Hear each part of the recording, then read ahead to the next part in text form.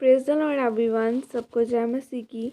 आइए मैं आप सभी के लिए उस सामर्थ से भरे और पवित्र वचन को पढ़ती हूँ, जो वचन हमें परमेश्वर के दास अपोस्टल अंकुर यूसुफ नरूला जी द्वारा और परमेश्वर की दासी पास्टर सोनिया यूसुफ नरूला जी द्वारा दिया जाता है। आइए मैं आप सभी के लिए उस सामर्थ से भरे और पवित्र वचन को पढ़ती हूँ। अभिषिक्त होकर पाप न करें, जैसे कि पवित्र बाइबल न्यायों 16 की 20 आयत में लिखा है। तब उसने कहा, हे शिमशोन, पलिश्ती तेरी घात में है। तब वह चौंक कर सोचने लगा, मैं पहले के समान बाहर जाकर झटकूंगा। वह तो नहीं जानता था कि यहोवा उसके पास से चला गया है। हालेलुया। मेरे प्रियो, परमेश्वर का चुनना महान है। आप जब चर्च में आकर लगातार परमेश्वर का वचन सुनते हैं और उस पर ध्यान लगाकर उसमें बढ़ते हैं, तो परमेश्वर एक खास काम को करने के लिए आपका अभिषेक करता है। जब आप उस अभिषेक को संभाल कर रखते हैं, तो परमेश्वर आपको और ज़्यादा आशीषित और अभिषेक देता है, क्योंकि अभिषेक को संभालना बहुत ज़रूरी है। जब हम बाइबल में शिमशोन के बारे में पढ़ते हैं, तो लिखा है कि वो जन्म से ही परमेश्वर का नाज़ीर था। बचपन से ही उसके सर पर कभी छुरा नहीं चला था, क्योंकि परमेश्वर ने उसके बारे में भविष्यवाणी की थी कि वो जन्म से मरण तक परमेश्वर का नाज़ीर रहेगा और वो इज़राइलियों को पलिश्तियों के हाथों से छुड़ाएगा। यानी कि परमेश्वर ने उसका बचपन से ही अभिषेक कर दिया था।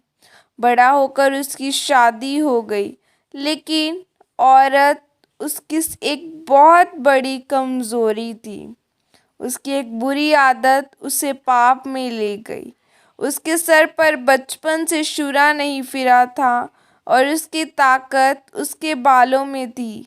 जब वो दलीला नाम की एक औरत के साथ पाप में गिर गया, तो उसने उसको अपनी ताकत का राज बता दिया।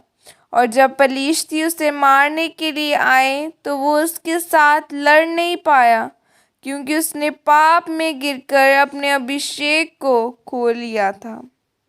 पाप आपके अभिषेक को ख़त्म कर देता है। आज बहुत सारे लोग परमेश्वर से अभिषेक को चाहते हैं कि वो भी परमेश्वर के कामों के लिए इस्तेमाल हो सकें।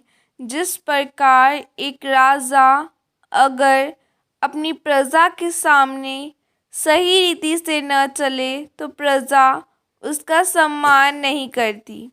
उसी प्रकार मेरे प्रियो, आपको भी अन्य जाति लोगों के लिए जो मसीह में नहीं है, एक अच्छा मसीही बनना है, ताकि वो आपको देखकर बदलें और वो अभिषेक जो परमेश्वर ने उनके लिए ठहराया है वह उनको मिल सके और परमेश्वर उनको अपने कामों के लिए इस्तेमाल कर सके।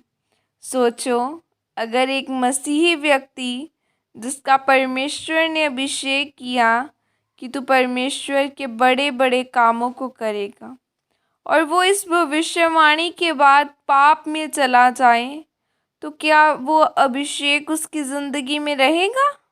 नहीं। अभिषेक का मतलब होता है कि अब आप परमेश्वर के हो। इसीलिए मेरे प्रियो, आप चुने गए हैं। आपका अभिषेक अगर किसी खास काम के लिए हुआ है, तो उसके लिए प्रभु का धन्यवाद करें और प्रभु के वचन, प्रार्थना, उपवास और सेवा में बढ़कर उस अभिषेक को और बढ़ाएं, ताकि परमेश्वर आपको अपने कामों के लिए और ज़्यादा आशीषित कर सके और इस्तेमाल करें। आमीन। यह प्रार्थना आपकी तरफ से की जाए। सर्वशक्तिमान परमेश्वर, मैं इस वचन के लिए पिता आपका धन्यवाद करती हूँ। पिता परमेश्वर, मुझे अनुग्रह दे ताकि मैं अपने अभिषेक को कभी भी कम ना होने दूँ, बल्कि आपके अभिषेक में बढ़ती जाऊँ। प्रभु यीशु मसीह के सामर्थ्य नाम में मांगती हूँ, आमीन।